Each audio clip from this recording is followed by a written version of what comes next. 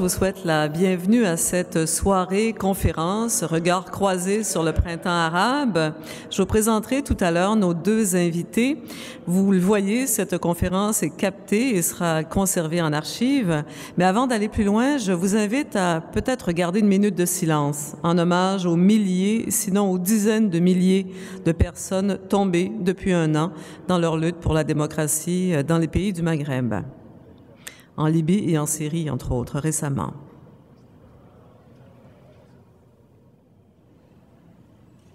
Merci. Merci à vous tous et toutes. Je vous présente maintenant avec un grand plaisir nos deux invités de la soirée. La première à s'adresser à vous, c'est Madame Lise Garon, qui depuis 1990 est professeure, désormais professeure associée en lettres au département d'information et de communication de l'Université Laval. Elle est spécialiste des changements et des communications dans le monde arabe.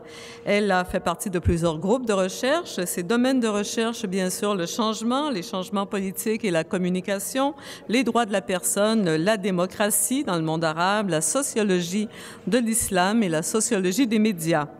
Ses recherches en cours portent sur la laïcité, l'identité et l'islam au Québec. Elle a publié depuis 20 ans plusieurs articles et ouvrages sur le Maghreb, dont l'Algérie et la Tunisie, sur l'islam et l'Occident, sur l'impact du 11 septembre ou sur la transition démocratique en Afrique du Nord.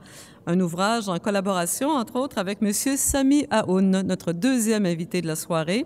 Il est professeur au département d'histoire et de sciences politiques à l'Université de Sherbrooke et directeur de recherche sur les questions liées au Moyen-Orient à la chaire Raoul Dandurand en études stratégiques et diplomatiques de l'Université du Québec à Montréal. Il mène des recherches sur l'actualité politique internationale, la légitimité des systèmes politiques au Moyen-Orient, les enjeux et les conflits politiques de la région, l'islam entre tradition et modernité et l'histoire politique contemporaine du monde arabe. De plus, il est membre du comité consultatif sur la sécurité nationale du Canada.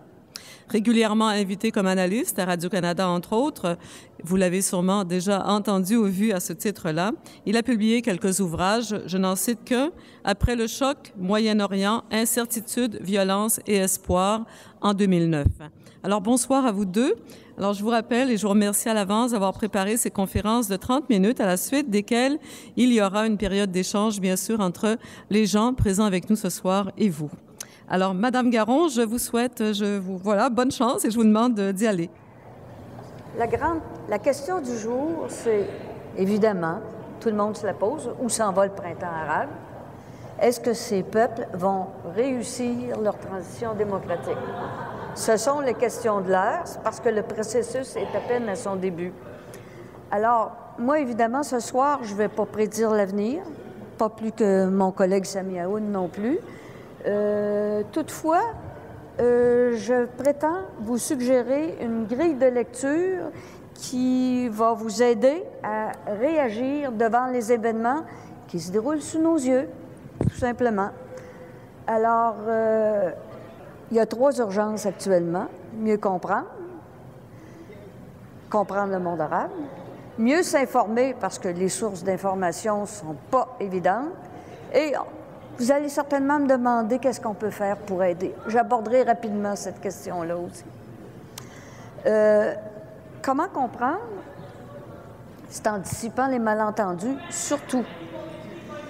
Avant de lire, avant d'écouter, il faut savoir dépasser les stéréotypes et même les idées fausses qui sont diffusées dans les médias et qui sont répandues dans toute notre société.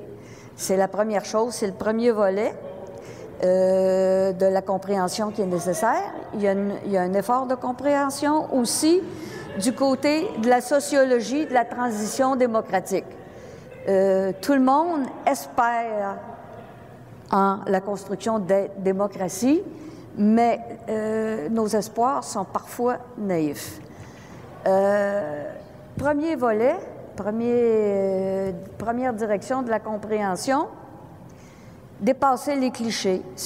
Les clichés qui sont les plus courants ici, les plus gros, les plus difficiles à surmonter, parce qu'on a beau essayer de réexpliquer, ils reviennent constamment dans les médias, sont les 4 stéréotypes dans le monde arabe, les 22 pays de la Ligue arabe, ils sont 22 pays, ils sont tous arabes et ils sont tous musulmans. Deuxième stéréotype, les femmes arabes soumises, fragiles et à libérer. Troisième idée simpliste, la nature violente de l'islam, dont je vais parler un petit peu de ce préjugé. Et dernièrement, le préjugé qu'on a aussi d'une mentalité despotique existant dans ce monde.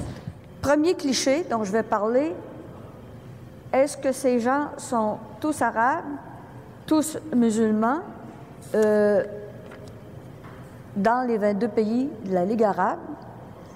Pour des raisons historiques, on sait que le monde arabe est issu depuis depuis quelques siècles. C'est le résultat d'une conquête, d'un empire, de plusieurs empires même. Il s'ensuit donc que dans ce monde arabe, il n'y a pas que des Arabes, mais il y a aussi des peuples qui ont été conquis et qui ne sont pas encore arabisés. Quand je dis qu'ils ne sont pas tous arabes, on parle par exemple le Tamzirt du Maroc jusqu'à l'Égypte. On parle le Siwi dans l'ouest de l'Égypte. On parle l'araméen en Irak et en Syrie. On parle le copte en Égypte aussi. Il y a de très importantes, ce ne sont pas des groupuscules, il y a de très importantes minorités linguistiques dans tout le monde arabe, à l'instar d'ailleurs dans toutes les nations, à l'instar du Canada, de la France. Il y a des minorités linguistiques importantes. Deuxièmement, ils ne sont pas tous musulmans.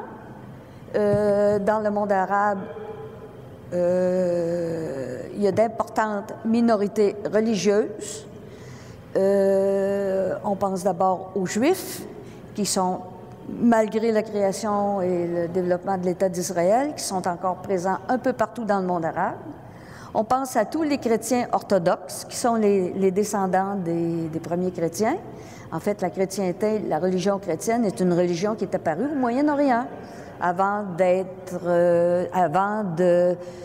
d'immigrer vers l'Empire romain. Alors, il y a beaucoup de chrétiens, il y a beaucoup de juifs, il y a des gens d'autres religions aussi qui sont peu connus ici, il y a les Druzes, etc.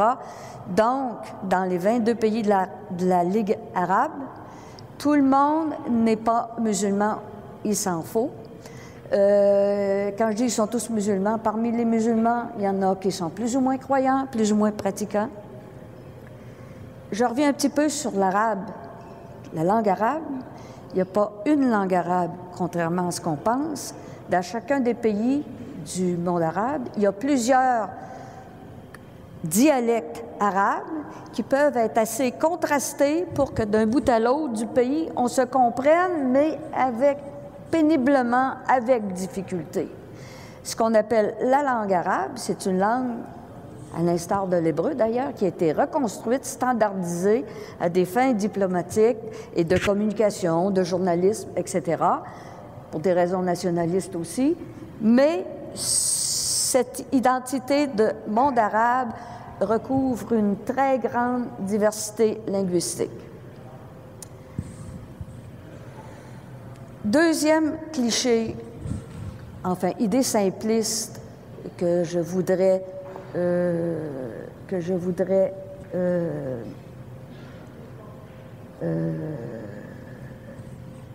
disons, atténuer aujourd'hui, la femme arabe.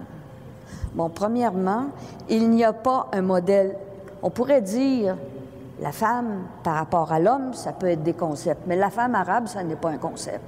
À mon avis, ça n'est pas un concept. Il y a des femmes arabes. Ça n'est pas... Donc, c'est une chose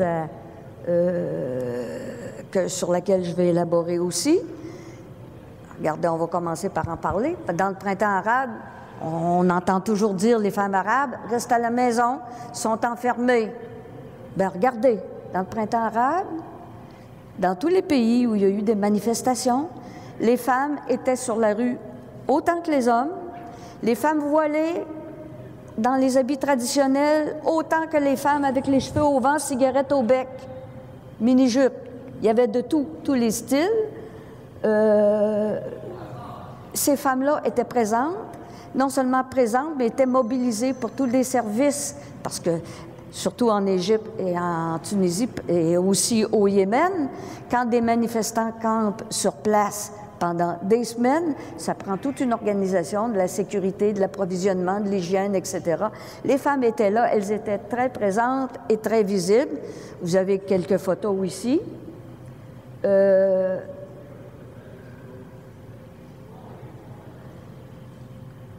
Les femmes arabes sont en train de vivre une véritable révolution culturelle. Je ne veux pas nier le problème féminin dans le monde arabe, pas plus d'ailleurs que dans d'autres parties du monde. Il est important dans le monde arabe, mais c'est aussi un monde qui est en train de vivre une véritable révolution culturelle suite au fait que les femmes ont accédé à l'université, à l'instruction. Vous avez aujourd'hui des femmes cadres, des femmes journalistes, des femmes avocates, des femmes... On a aujourd'hui une femme arabe qui est prix Nobel de la paix, mais ce n'est pas la première fois qu'une femme arabe est mise en nomination pour le prix Nobel de la paix.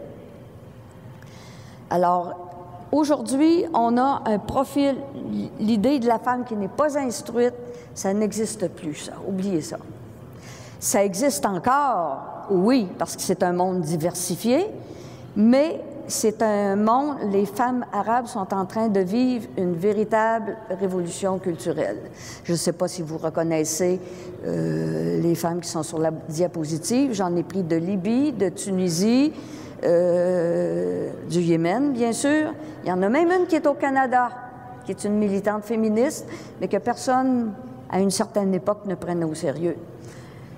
Qui est aussi sur la diapositive. Et toutes ces femmes, comme vous voyez, regardez, elles ont l'air soumises, hein? Elles ont l'air douces, hein? Elles n'ont pas l'air fortes, hein? Elles n'ont pas l'air dangereuses, hein? Regardez-moi ça. Le printemps arabe est en train de mettre à mal des stéréotypes très répandus sur la femme arabe. En particulier, le préjugé sur le hijab ou le voile musulman. Il y a des féministes musulmanes qui portent le hijab. Il y en a qui ne le portent pas, pour toutes sortes de raisons. Je rappelle à ceux qui savent déjà, qui ont fait de la linguistique ou qui ont lu sur la linguistique, que les modes vestimentaires, ce sont des symboles, ce sont des signes. Et le signe, ça appartient au domaine de l'arbitraire. Il n'y a pas de message essentiel dans le port d'un voile ou d'un foulard. Le message que chaque femme véhicule, il faut, si ça vous intéresse, il faut lui demander pourquoi elle le porte. Elle vous le dira. Il y a toutes sortes de raisons pour le porter ou ne pas le porter. Il faut s'enlever de l'idée, cette croisade en cours actuellement au Québec, voulant que l'essence du voile, c'est la soumission des femmes. Ça n'est pas vrai. C'est même, dans le monde arabe, un symbole d'émancipation. Je pourrais revenir là-dessus, si vous voulez. Le voile a plusieurs sens dans le monde arabe. Troisième cliché, et je ne veux pas nier le problème féminin, mais il y a une révolution culturelle en cours dans le monde arabe. Elle est réelle, elle est longue. La nôtre, notre révolution culturelle, notre émancipation féminine au Québec, elle est assez récente. Souvenez-vous que, moi, par exemple, ma mère a dû se marier vierge et il lui fallait faire des bébés à l'appel, sinon on lui refusait la confession et elle allait en enfer. J'ai vécu ça, moi. Je suis encore là. Alors, ce que vivent encore le combat que font les femmes arabes pour leur émancipation n'est pas très différent du combat que nous-mêmes on a mené. Troisième cliché, l'islam. On entend aussi dire que l'islam, des journalistes le disent, il y a des groupes au Québec, des groupes que je trouve même affreux, pour qui l'islam est une religion essentiellement violente. Ce qu'on apprend, moi je vous dirais plutôt que ce qu'on apprend en sociologie de la religion, c'est que la religion, finalement, elle est ce que la font les gens qui la professent. Puis en islam, il y a plusieurs sectes, il y a plusieurs bon, évidemment, les chiites, les sunnites, on est un peu habitué à cette division-là sans savoir trop ce que ça veut dire. Ça remonte à une histoire assez ancienne. Il y a aussi eu un autre grand schisme dans l'histoire de l'islam avec la création de l'islam soufi. Si on va, pour se rapprocher de l'Afrique du Nord, du Maroc à l'Égypte, si on veut se contenter de parler de l'islam sunnite, en islam sunnite, il y a je ne sais pas combien de rites et combien d'écoles. Certains sont plus rigoristes, d'autres le sont moins. Je ne veux pas dire que l'islam, il n'y a pas de point commun, que l'islam n'a pas de nature. C'est sûr que l'ensemble des musulmans dans le monde se reconnaissent dans ce qu'on appelle les 4 piliers de l'islam, se reconnaissent dans le Coran, qui est leur texte fondateur, se reconnaissent aussi dans les 4 piliers de l'islam, 4 obligations religieuses que sont le jeûne annuel, l'aumône rituelle qu'on doit faire une fois par année aussi, la profession de foi en Allah, Dieu unique, et en son prophète, et finalement, j'en oublie une, 4e, ah oui, c'est le pèlerinage, si on est capable. Le djihad ne fait pas partie des 4 piliers de l'islam. On pense que le djihad, c'est la guerre sainte.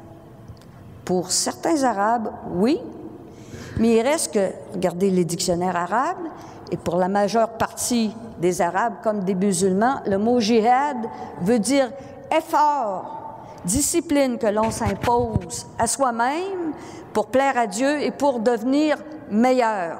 Le sens premier est un sens encore très répandu du mot djihad, c'est ce sens de discipline pour améliorer la personne, grandir, élever son âme.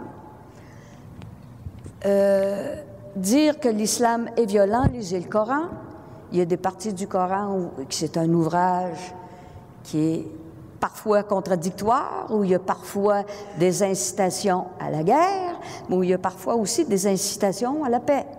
Le Coran est un livre relativement contradictoire, à un point tel qu'il y a toute une science qui a été élaborée pour expliquer aux musulmans comment interpréter le Coran. Alors, dire que le Coran était essentiellement violent, ça relève, excusez-moi, d'une ignorance crasse. D'autant plus que dans l'islam, contrairement à la religion catholique, il n'y a pas de pape. Il n'y a pas de pape. Il y a des savants peut-être, mais à eux, comme aux professeurs d'université, de se faire valoir et de développer leur influence, mais il n'y a pas de pape, il n'y a pas d'autorité religieuse, en tout cas pas dans le monde sunnite, vraiment pas, et parce que dans le monde sunnite, on dit il n'y a pas d'intermédiaire entre Dieu et l'homme. Alors, ça laisse place, ce genre d'attitude, qui est à la base même de la civilisation islamique, ça laisse place à une grande diversité de croyances et de comportements. 4e cliché, je l'appelle le despotisme oriental. On l'appelle comme ça, je n'ai pas inventé l'expression. On pense souvent que les Arabes, qu'on confond avec les musulmans, faussement, parce que tous les Arabes, tout à l'heure je l'ai dit, ne sont pas musulmans, mais tous les musulmans ne sont pas arabes, hein, j'ai oublié de dire ça. La majorité des musulmans du monde se trouve en Indonésie. C'est pas arabe. Alors, il faut arrêter d'identifier arabes et musulmans. Ça, ce sont des données de base. Sur les Arabes comme tels, et le despotisme oriental, bon, on l'a appliqué beaucoup aux Arabes, on l'a appliqué aux musulmans, parfois en confondant les deux. C'est une théorie voulant que ces gens sous-développés, arriérés, peu civilisés, etc., un peu enfants, ont besoin de despotes pour les tenir tranquilles, sinon c'est une folie collective qui va éclater, ou le terrorisme ou autre chose. On a besoin des dictatures en place. Ça, c'est un 4e cliché. Et c'est malheureusement probablement celui qui a fait le plus de mal ces dernières années au monde arabe. Alors voilà les 4 clichés que je vous invite à démolir. Je dis démolir. Un stéréotype, dans le fond, c'est une idée simpliste. Je veux pas que ça soit entièrement négatif, dans ce sens qu'on pense par stéréotype. Un concept, c'est un stéréotype. L'important,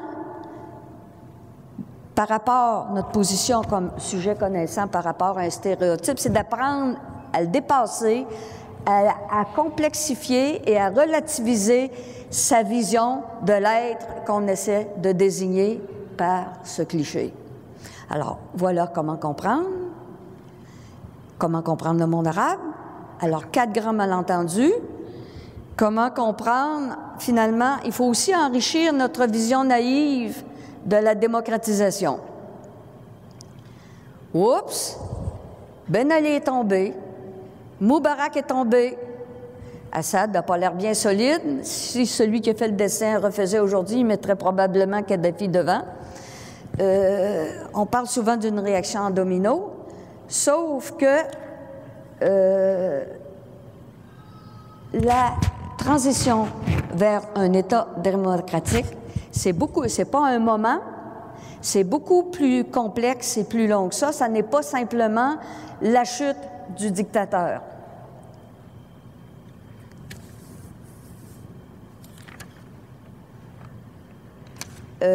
Première chose que je vous dirais sur la transition démocratique, contrairement à ce qu'ont prétendu les grandes puissances dans le monde, c'était prévisible depuis longtemps et on le savait. Les États-Unis le savaient, l'Angleterre le savait, la France le savait. Ils le savaient comment? Parce que leur personnel diplomatique sur place leur envoyait une information de très grande qualité, mais pour des raisons stratégiques, commerciales, et des habitudes, disons, que les diplomates ont entre eux, on ne fait semblant de ne pas savoir.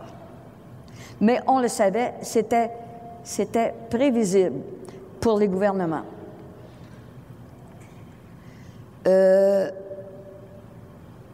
Excusez, je vais retourner là-dessus. Après la chute du dictateur, pour que ça se continue... Ça va bien, il reste 10 minutes. 10 minutes, je vais le faire. Premièrement, pour qu'on ait une transition, une vraie démocratie se construise, qu'est-ce qui se passe après la chute du dictateur? Les libertés apparaissent, mais sous une forme explosée. Des dizaines, quand ce n'est pas des centaines de partis politiques ou de journalistes ou de syndicats. Dans le cas de la Tunisie, par exemple, on est rendu à plus d'une centaine de micro-partis politiques. Eh bien, c'est pas avec ça qu'on représente une population. On morcelle extraordinairement l'opinion. Alors, il faudra que ces partis, par exemple, apprennent à se regrouper ou soient éliminés de la scène pour que vraiment le spectre politique tunisien ou égyptien ou libyen puisse être représenté par un nombre réaliste de partis politiques. Donc, il y a une consolidation sociale qui est à faire pour favoriser plus de pouvoir de ces groupes, parce que des groupes éclatés, des micro-partis, ce n'est voué à aucun avenir. Et ça n'aura pas de poids face au pouvoir. À part cette consolidation sociale, il y a un État à reconstruire. La caractéristique d'une dictature, c'est qu'il y a fusion. Je vais vous rappeler la vieille vision de Montesquieu. Les 3 pouvoirs, le judiciaire, le législatif et l'exécutif. Et chacun de ces 3 pouvoirs est en soi-même a tendance à se développer, à abuser de son pouvoir, mais il est freiné dans ses élans autoritaires par les 2 autres. Bien, il faut que cette séparation des pouvoirs, ces contrepoids au sein de l'État entre le judiciaire, le législatif et l'exécutif et le chef de l'État, il faut qu'une véritable séparation des pouvoirs puisse se reconstruire. Et surtout, il faut que se termine ce que j'appelle, moi, le pouvoir occulte qui se dissimule derrière le paravent du pouvoir officiel. Par exemple, le pouvoir militaire de clans militaires qui se dissimulent derrière une façade soi-disant civile réconciliée en Algérie, le pouvoir policier qui se dissimulait derrière le visage bienveillant du père de tous les Tunisiens, et puis je pourrais continuer en me rendant jusqu'en Égypte et ailleurs. Là, il y a toujours un pouvoir occulte qui se cache derrière le pouvoir réel. Et quand on dit qu'il faut mettre fin au pouvoir occulte, ça veut dire que des centaines, sinon des milliers de policiers, d'espions, de fonctionnaires vont devoir être recyclés dans la nouvelle société, parce qu'il y a des milliers de personnes qui faisaient vivre cette démocratie tout en étant prisonniers. Mais maintenant, qu'est-ce qui arrive à ces gens? Ils ont des compétences, premièrement. Va-t-on se passer de toutes les compétences?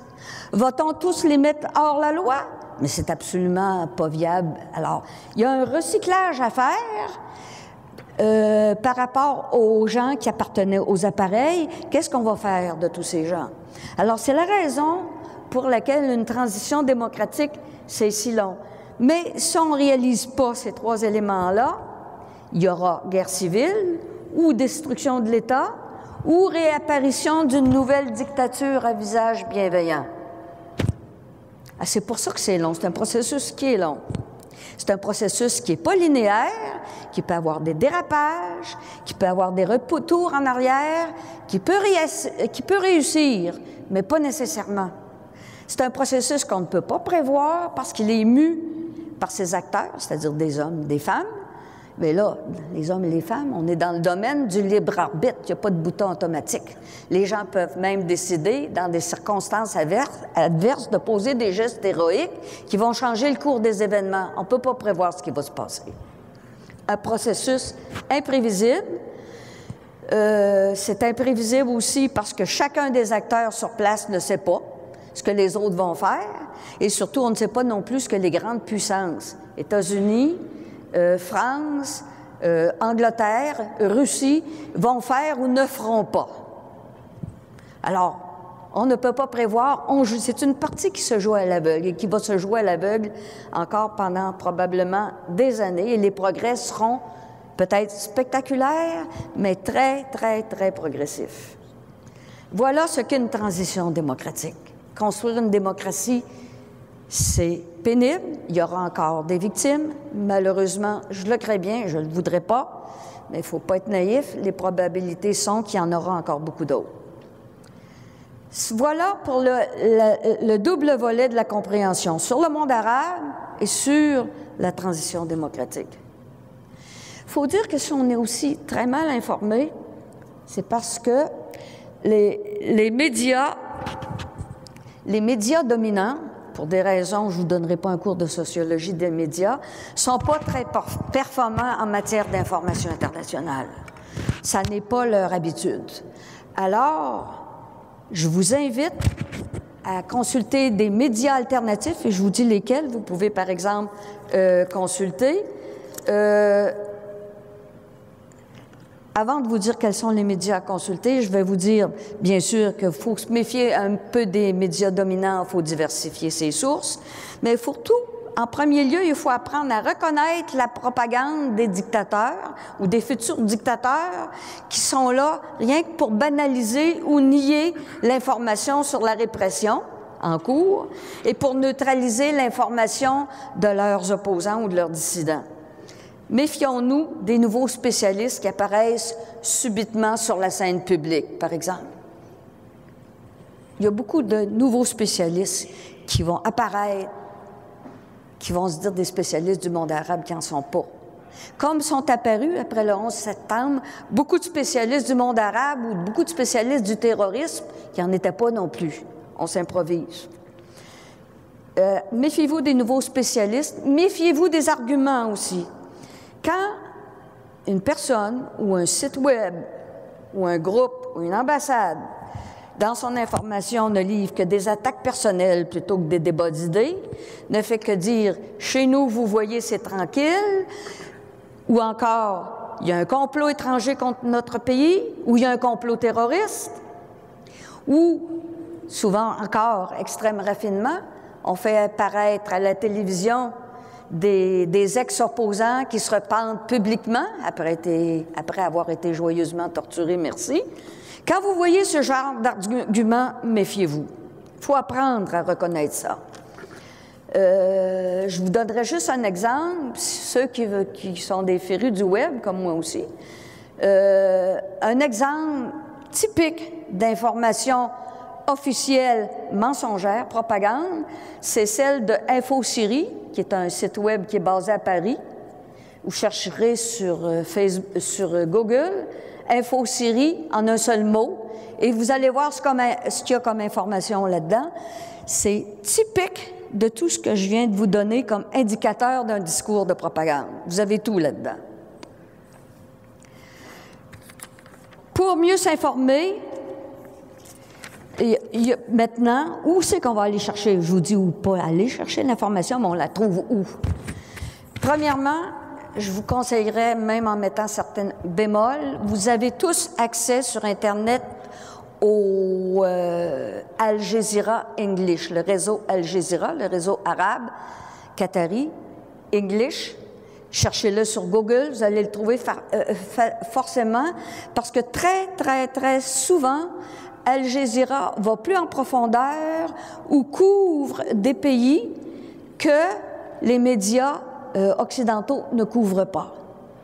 Je vais vous donner juste un exemple spectaculaire. Récemment, c'est Al Jazeera qui a sorti, qui a dévoilé ce qu'on a appelé les Palestine Papers, qui révélait toutes les compromissions très peu honorables faites entre les négociateurs de l'autorité palestinienne et les négociateurs israéliens. Ça a fait un scandale terrible dans le monde arabe. Al Jazeera, c'est tout à son honneur. Il y a eu des plaintes de portées contre Al Jazeera.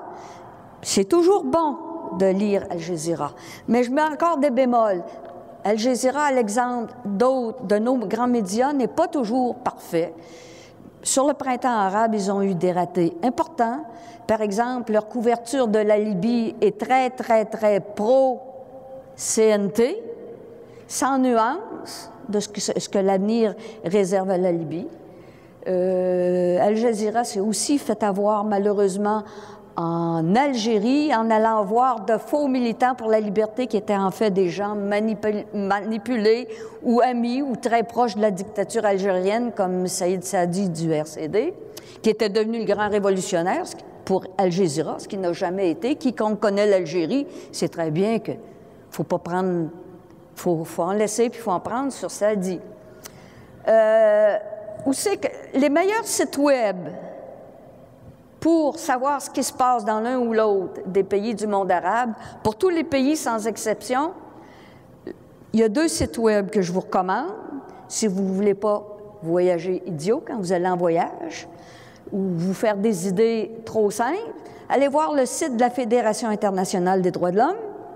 Allez voir aussi le site de l'ONG américaine que j'aime beaucoup, Human Rights Watch. Il y a aussi quelques sites en arabe que je recommande. Il y en a 2 qui sont assez anciens, qui sont en français, parce que c'est sûr qu'on a parlé de la révolution des réseaux sociaux, mais ils sont en arabe, ça ne vous sera pas malheureusement très utile à tous. Mais il y a un site tunisien qui existe depuis des années, qui donne une information de qualité, qui n'a jamais trébuché, qui s'appelle Tunis News, en un seul mot. Et il est en français, en allemand, en anglais aussi, mais il y a un site qui est mis à jour. Tous les jours, vous avez de nouvelles rubriques qui paraissent sur Tunis News. C'est un site extraordinaire. Il n'a jamais trébuché. Deuxième site, sur l'Algérie, Algeria Watch.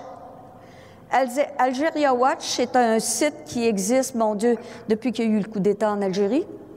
C'est un site qui n'a jamais baissé pavillon. Si vous voulez savoir tous les dessous de la guerre civile, tous les dessous des manifs depuis un an, qui en sont pas, qui sont manipulés, pas manipulés, allez voir Algeria Watch. C'est un site extraordinaire. Vous allez en apprendre. Vous allez en apprendre des drôles. Il y a un site syrien qui est assez récent aussi, que je recommande, mais je dis récent, je le mentionne. Il n'a pas eu à passer l'épreuve du temps encore. Moi, je l'aime beaucoup quand même. Il s'appelle Syria Revolt. Il est en anglais. Syria Revolt, en un seul mot. Il n'est pas en français, malheureusement. Je laisse passer les sites arabes. Ils ne sont pas très accessibles, mais avec ce que je viens de vous donner, si vous avez besoin de vérifier exactement ce qui se passe, avoir des chiffres, dans la mesure où il y a des chiffres crédibles de publier, ce qui n'est pas évident non plus, Allez voir sur ces médias.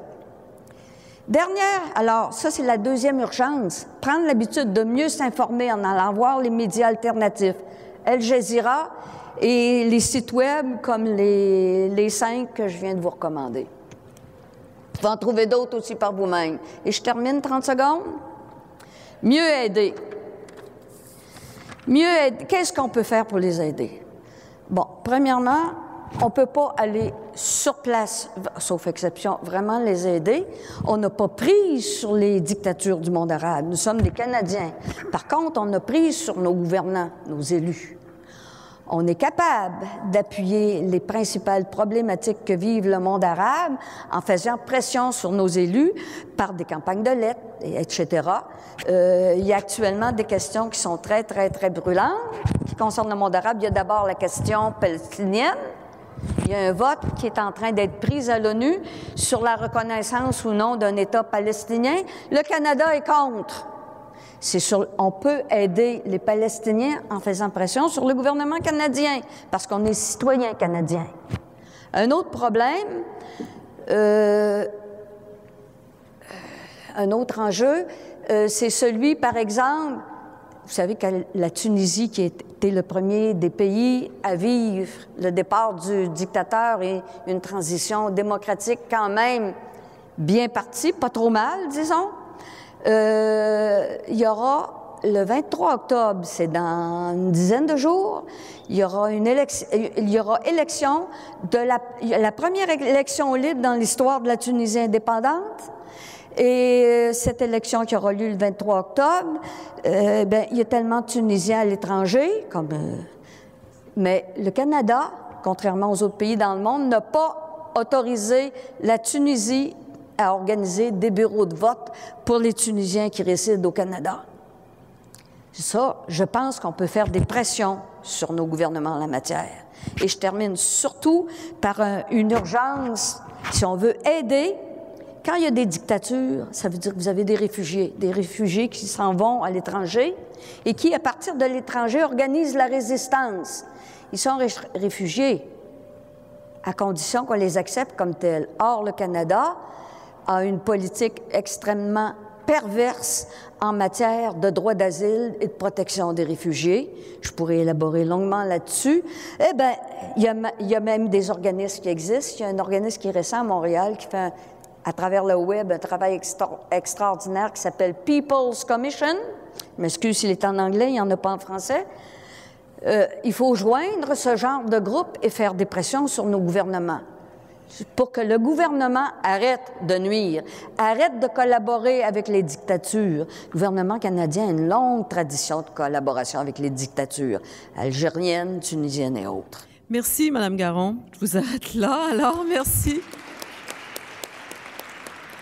Alors, on va remplacer votre PowerPoint par celui de M. Aoun et on va enchaîner. Alors voilà, une femme qui est pleine de convictions. Alors, vous pourrez lui poser des questions et aller la sonder tout à l'heure sur d'autres aspects, des stratégies qu'elle propose peut-être. Monsieur Aoun, maintenant, je rappelle que vous êtes professeur de sciences politiques, bien sûr, à l'Université de Sherbrooke, mais également à la chaire d'Endurant de l'UQAM. Alors voilà, Monsieur Aoun, je vous demande d'enchaîner avec votre conférence. Bien, merci beaucoup, Madame la Présidente. Merci pour l'éclairage si pertinent de professeur Garon, avec qui j'ai déjà travaillé et collaboré, comme vous l'avez dit, et certainement c'est toujours fructueux et toujours enrichissant de l'écouter.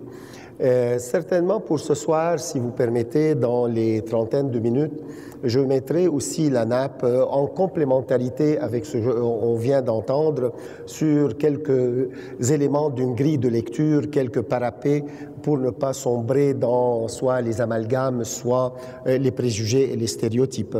Certainement, en tant que politologue, je diviserai un peu mon propos sans nécessairement suivre à la lettre mon PowerPoint. Pratiquement, ce que je veux mettre en relief, le moment d'espoir.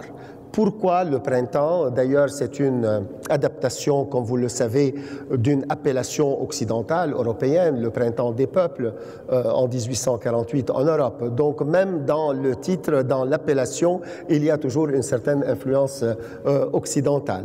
Alors, disons, c'est quoi ce moment printanier? Pourquoi il a été euphorique?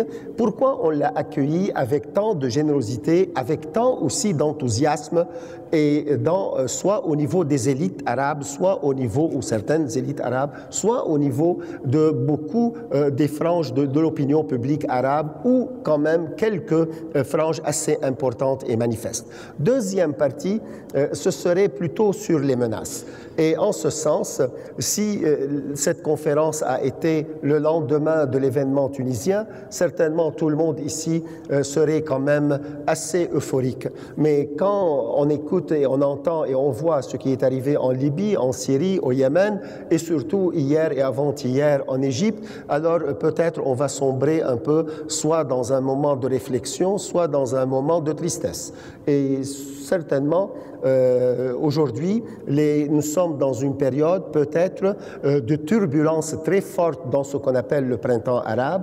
Mais avant d'aller plus loin, je me permettrai un peu de mettre l'éclairage sur quelques idées motrices de ce printemps arabe et par après aller peut-être dans chaque pays si le temps le permet ou sélectionner quelques exemples types pour aussi, dans l'objectif de professeur Garon aussi, pour plus d'informations et d'être plus actif et engagé à l'égard de cette région. Alors, il va sans dire certainement que vous connaissez, je viens de voir sur vos visages que vous connaissez un peu la région, le Moyen-Orient, disons quelques éléments géopolitiques, comme il a été dit, c'est un bloc assez fort géographique, géospatial, qui est un point de passage entre les grandes civilisations du monde. La Chine, si elle a un peu trop de puissance, elle va passer par le Moyen-Orient pour atteindre les autres continents. Et si la Russie a aussi un trop plein de puissance, elle va passer par là. L'Europe, sa survie en tant que grande puissance dans le monde passe nécessairement par son contrôle ou son droit de regard, soit sur la Méditerranée, soit sur l'espace arabe. Les États-Unis, qui a été à un certain moment une puissance unilatérale et maintenant elle ne l'est plus, mais les Américains, les États-Uniens, il faut le dire, sont tout à fait conscients. S'ils perdent leur droit de regard sur le Moyen-Orient, ils perdront certainement et très vite leur statut de première puissance mondiale. Cela est bien entendu. Il faut aussi mettre un élément géopolitique pour que vous compreniez très bien. 4/5 de ce qui huile la machine productrice de l'Occident stratégique vient de cet espace-là, qu'il soit autour de la mer Caspienne, qu'il soit autour de la région du Golfe que vous appelez Golfe Persique ou Arabo-Persique ou Golfe musulman, et s'il chicane un peu trop sur l'appellation, et on va l'appeler le Golfe américain, et comme ça on termine la chicane. Alors, donc il y a 4/5 qui sont là. L'autre point qui est élément géopolitique, aussi important, c'est que cet espace où il y a à peu près quelques 600 millions de musulmans, disons, il forme aussi une puissance culturelle qui a une prétention d'être soit alternative au modèle occidental, au modèle socialiste, au modèle soviétique, ainsi de suite. Bref, c'est une culture qui a ses propres ambitions aussi, qui ne sont pas facilement réductibles aux autres cultures. Donc, elle a une certaine spécificité culturelle, entre guillemets, le mot spécificité. Alors voilà, quelles sont les grandes idées qui domine ce printemps arabe? Je parlerai de la première, le triomphe de l'idéal libéral. Et le triomphe de l'idéal libéral, cela mérite aussi une explication. Il y a une ambition libéralo-démocratique qui est apparue dans les slogans de la rue arabe. Je vous rappelle par exemple le slogan le plus fameux « Dignité et liberté », « Hurriya wa karama », et qui a été scandé en Tunisie, comme en Égypte, comme en Syrie, comme au Yémen, et comme la prix Nobel, la jeune yéménite, Tawakkul Kurman, qui l'a dit elle-même, « Hurriya wa karama ». Donc l'idée de liberté est là. Sauf, il faut faire attention, une première remarque, que ce n'est pas une doctrine libérale. Donc, on n'a pas vraiment des doctrinaires. Il y a une ambition libérale, ambition démocratique, si vous voulez l'appeler comme ça, mais on n'a pas une théorisation idéologique ou idéoculturelle pour le libéralisme ou pour la démocratie qui est quand même assez fort à l'intérieur de la culture politique arabe. Mais la deuxième remarque aussi est importante, et ici je rejoins ma collègue, c'est qu'on a fait un bris de ce qu'on a appelé l'exceptionnalisme arabe. C'est-à-dire, on a dit, la première vague de la démocratisation au monde a passé, deuxième vague après la chute du mur de Berlin a passé, et le monde arabe en particulier, et peut-être plusieurs régions du monde musulman, est resté en recul, retranché de la vague de la démocratisation. Le printemps arabe a mis fin à cet exceptionnalisme. En ce sens, ce monde arabe, avec la Tunisie en particulier, a connu la chute de son mur de Berlin.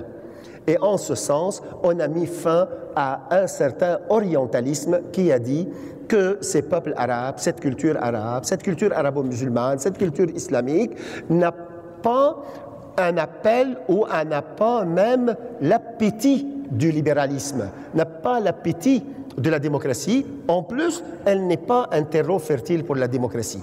S'il y a un mérite pour le printemps arabe, c'est de briser cette idée-là, au moins de la craquer, pas nécessairement de l'éliminer totalement. Deuxième idée qui est, à mon sens, motrice et forte dans le printemps arabe, c'est le rejet de verrouillage du système politique. C'est le système policier que Mme Garon a très bien expliqué, c'est le système fermé, c'est le système où les murs ont des oreilles, personne n'ose parler et les gens chuchotent, où parfois les frères espionnent sur des frères, ainsi de suite, et des cousins. Alors ce verrouillage du système où la participation politique a été très limitée, le printemps arabe est venu dire c'est une sonnerie d'alarme, on va le terminer. Surtout que ce verrouillage n'a pas pris seulement la forme d'un monopartisme, le cas de Saddam Hussein, le cas du parti Baas en Syrie, le cas de Ben Ali en Tunisie, le cas de Moubarak en Égypte, mais pas plus que monopartisme, mais il y a eu comme une alliance diabolique entre une clique de pouvoir qui se ferme sur elle-même avec une classe de commerçants, d'embourgeoisés, de corrompus et pratiquement des mafieux de commerce. Mafieux sur le marché, mafieux au pouvoir et une alliance qui a fait ce verrouillage du système. Le printemps arabe a l'ambition et la volonté de peut-être désarticuler cette alliance. L'autre point, justement, la fin du mythe de despotisme éclairé. Et cela, certainement, va apparaître de plus en plus. Le monde arabe, pour l'instant, en gros, l'âge médian de la population est autour de 23 à 24 ans. L'analphabétisme a été presque enrayé. Il n'y a plus un jeune arabe, moins de 19 ans, qui n'écrit et qui ne lit pas sa langue arabe en plus d'une langue étrangère, au moins minimalement. Et plus que ça, le niveau de la connexion et être branché sur le monde aussi au niveau des jeunes, et surtout les jeunes femmes, les jeunes garçons et les jeunes adultes, certainement est très élevé. Et cela se baigne dans un alphabétisme assez féroce, mais qui est quand même coincé. Sur les 325 millions d'Arabes, il y a 100 millions d'analphabètes.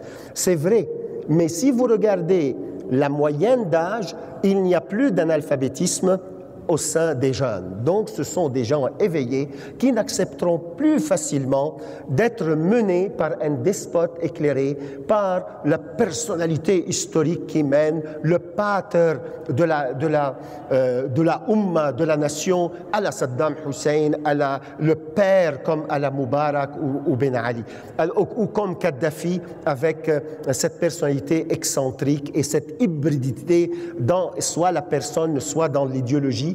Alors pratiquement, il y a une prise de conscience que ce genre de despotisme prétendument éclairé n'a plus sa place. L'autre point qui est important, c'est l'idée de liberté qui est la fin d'une libéralisation à elle seule. Pourquoi je le dis? C'est le modèle chinois. Le monde arabe en général n'a pas pu suivre le modèle chinois. En quel sens? Le modèle chinois s'est permis, à cause d'une bonne croissance, de se libéraliser économiquement, mais quand on arrive à l'idée d'ouvrir l'espace politique, il ne veut pas se libérer. Alors on va dire, prenez la prospérité, prenez la croissance par une libéralisation ou si vous voulez par une capitalisation. En ce sens, les Chinois s'américanisent pour aller battre ou devancer les Américains, mais pas au sens politique. Alors, bon pour la capitalisation, mais pas bon pour la politisation libérale. Le monde arabe n'a pas pu suivre. L'exemple le plus typique, c'est l'Égypte. L'Égypte a mené une croissance autour de 8%. Mais pour finir, et peut-être les besoins de sa population qui est grandissante et jeune, elle a besoin d'une croissance de 12%. Les Chinois les avaient. Les Chinois avaient une croissance assez rythmée de façon à équilibrer leur régime, tandis que ici, l'Égypte a échoué de le faire, et ainsi les autres pays du monde arabe, sauf la Tunisie, mais je reviendrai sur ce point. Alors, l'émergence de la société civile, je viens de le dire, la dénonciation de la corruption aussi, et la fin de l'approche sécuritaire. L'État policier, ou l'État, ce qu'on appelle l'État sultanien, cet État verrouillé, cet État qui est autoritaire et qui a ses assises, qui a ses appuis, c'est vrai, on l'a remarqué, Kadhafi ne manque pas d'appui dans ses tribus. Le président syrien Bachar al-Assad ne manque pas des appuis dans sa minorité alaouite, non plus dans la bourgeoisie sunnite même. Et ils ont des appuis, sauf que la gestion sécuritaire de la cité, de la police, de la ville n'est plus possible. À l'heure de l'ouverture, à l'heure de la mondialisation, à l'heure de l'Internet, les gens sont connectés et branchés. Pratiquement, il n'a pas pu, ce gestionnaire sécuritaire policier, de continuer un peu à avoir la main ferme sur sa société. La société a éclaté. Mais quand même, il a toujours quelques points en sa faveur. Je viendrai là-dessus. Alors, disons tout d'abord, pour les lectures possibles de ce printemps arabe, certainement, la première lecture que je veux avancer, c'est la lecture géopolitique avant d'aller dans les cas spécifiques. Pourquoi je mets en relief la lecture géopolitique? Si on revient aux 2 siècles à peu près, jusqu'à la fin du XVIIIe siècle, XIXe siècle et XXe siècle, il n'y a aucun événement historique ou un tournant ou un changement de taille dans cet espace qu'on appelle l'espace musulman ou l'espace arabo-musulman en particulier, ou le Moyen-Orient arabe, ou le Moyen-Orient, le grand Moyen-Orient en général entre la Caspienne et les régions du Golfe, il n'y a aucun événement qui n'a pas été soit dicté, soit conditionné, soit structuré par l'intervention ou l'incursion des puissances occidentales, en particulier l'Europe. Il n'y a pas. Alors, ce qui arrive dans le printemps arabe, il faut faire attention. C'est vrai, c'est une gestation interne, une maturité interne de la société pour les éléments que je viens de citer, mais il ne faut pas oublier l'élément géopolitique qui est très important. L'élément géopolitique, je veux le résumer en quelques points. Le premier, c'est la fin du discours et de l'approche néoconservatrice des États-Unis au lendemain de la guerre de l'Afghanistan et la guerre de l'Irak. Quand le discours de M. Bush a reculé et a été rétracté par l'apparition d'une offre de dialogue avancée par le président Obama, une offre de dialogue qui dit « on ne va pas vous imposer la démocratie, on ne va pas vous imposer des valeurs étrangères à vous. Vous, si on vous suggère, on vous le propose et on offre un dialogue, soit on a 2 choix. Soit on a une communauté des intérêts et une communauté des valeurs. À ce moment, les valeurs communes et les intérêts communs, on peut travailler ensemble. Sinon, soit on a des valeurs dissidentes, chacun a ses propres valeurs, mais les intérêts sont communs, on travaille sur les intérêts. Ce réalisme de M. Obama et l'approche états-unienne plus réaliste et moins provocatrice que celle de M. Bush a changé un peu la donne. De la sorte qu'après la fin de la dictature de Saddam, pratiquement, le monde arabe s'est éveillé sur des éléments géopolitiques nouveaux.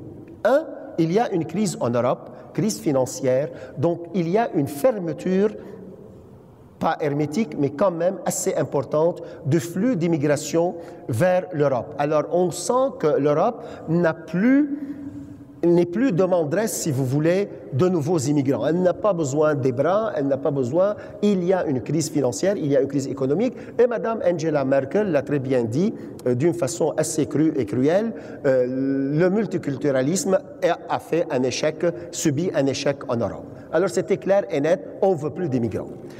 Deuxième point,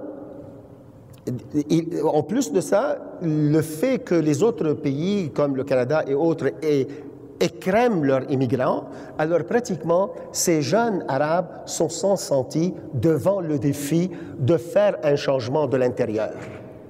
Et non pas un changement soit par la fuite vers l'avant, vers l'extérieur, et non plus de responsabiliser seulement le colonialisme.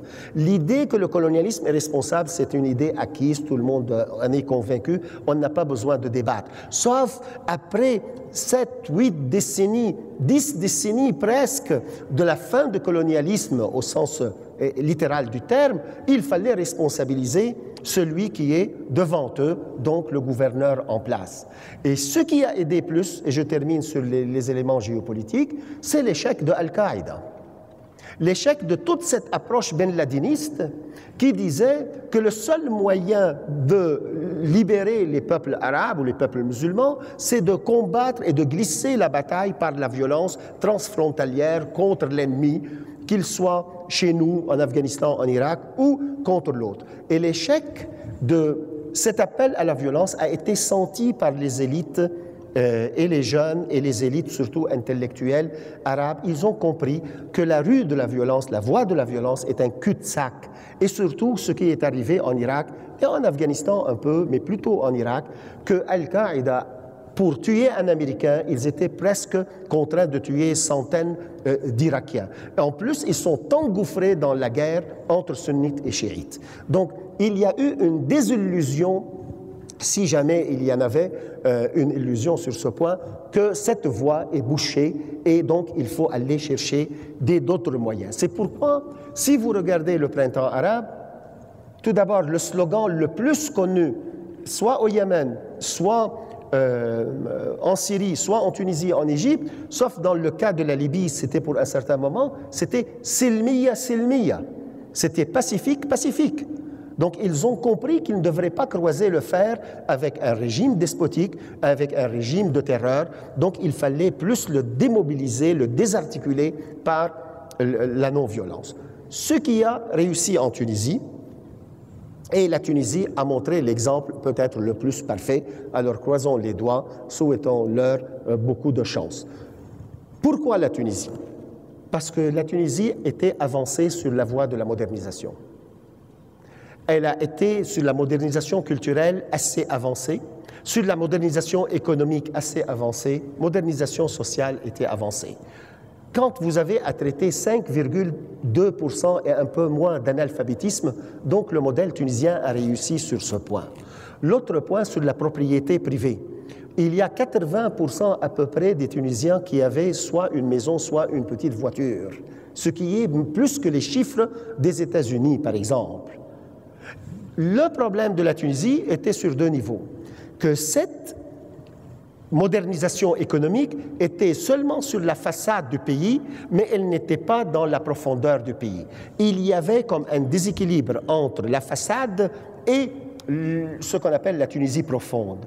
Et cela a fait un déséquilibre. Deuxième déséquilibre, et qui est à mon sens le plus important en tant que politologue au moins, c'est qu'il y avait une modernisation économique, sociale, culturelle, il y avait la laïcité, il y avait quand même assez d'égalité hommes-femmes, il y avait beaucoup d'émancipation pour les femmes, surtout tunisiennes, sont bien connues sur ce point, et il y a beaucoup d'études en ce sens, sauf que la modernisation politique, c'est ce qui manquait.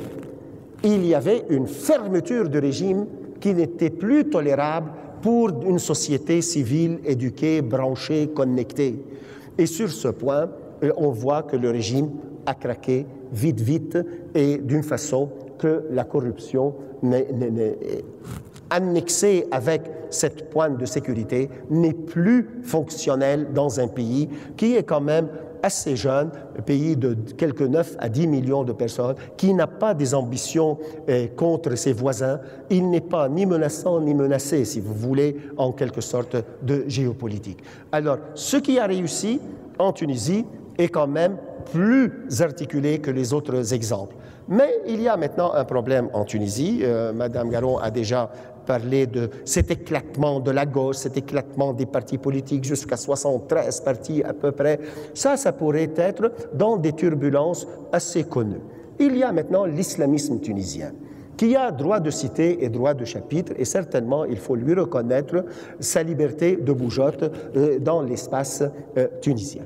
Quand le Premier ministre turc, Recep Tayyip Erdogan, a visité la Tunisie il y a 2 semaines, et parce que, comme vous le savez, le modèle turc est un modèle d'attraction pour tous les islamistes dans la région et même pour les autres aussi, parce que le modèle turc, il y en a et de la laïcité et de la démocratie et une armée assez puissante, et il y a une voie élective ouverte. C'est pourquoi les islamistes sont arrivés au pouvoir sans tirer le feu et simplement par le vote, par les urnes. Alors ce modèle est attirant. Et quand M. Erdogan est arrivé en Tunisie, il a dit devant les islamistes tunisiens qui voulaient l'acclamer parce que c'est un frère à eux quand même, il a dit « Je suis musulman, je suis islamiste, mais je suis laïque ». Et pour cela, c'était quand même un coup de foudre pour eux, qu'ils ont compris qu'il y a une expérience réussie, qui ne croit pas que la laïcité est de l'athéisme et qui ne croit pas que la laïcité est anti-islamique. Alors voilà maintenant le débat en Tunisie. Est-ce qu'on va garder les acquis, et il y en a, du bourguibisme et de Ben Ali sur certains registres, et aller s'engager sur la démocratie sans avoir à dénigrer ni le référent islamique, ni le droit de liberté active pour les islamistes comme une faction qui devrait être reconnue. Et de la part des islamistes, il y a un devoir citoyen qui reconnaissent le droit de différence, qui reconnaissent que si jamais ils ont un droit de participation au pouvoir, ce n'est pas un droit pour le monopole du pouvoir. Si les Tunisiens réussissent à faire renouer le moment islamiste avec le moment libéral et le moment démocratique, la Tunisie, et je le souhaite de tout cœur, va passer certainement à travers son expérience. Pour l'Égypte, la chose est un peu plus difficile. Si la Tunisie et l'Égypte ont un point commun, que l'armée est garante de l'ordre et l'armée a été garante de la transition démocratique, sauf que l'Égypte a une faiblesse au niveau de la modernisation culturelle et a des faiblesses au niveau de la modernisation économique, et c'est un grand pays de 80 millions de personnes, c'est le pivot du monde arabe, et pratiquement il n'a pas une croissance suffisante pour avoir un minimum de prospérité bien, je dirais, équilibré et redistribué, comme dans le cas peut-être un peu de la Tunisie. Mais l'Égypte a quelque chose qui est très important. C'est le foyer de la Renaissance arabe.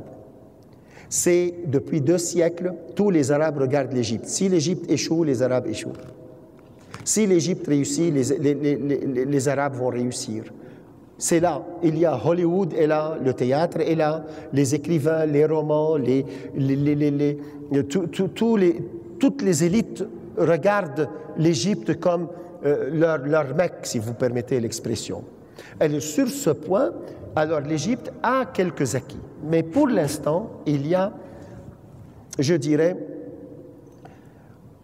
une panne au niveau de la gestion du pluralisme, qui est une panne partout dans le monde arabe à peu près, et on n'a pas vraiment un génie très avancé sur la gestion du pluralisme. On a la question de la Mazigh, on a les questions des Berbères, on a des questions des minorités et des communautés chrétiennes en Syrie, au Liban, en Irak, on a le problème kurde, on a le problème maintenant en Égypte, le problème copte.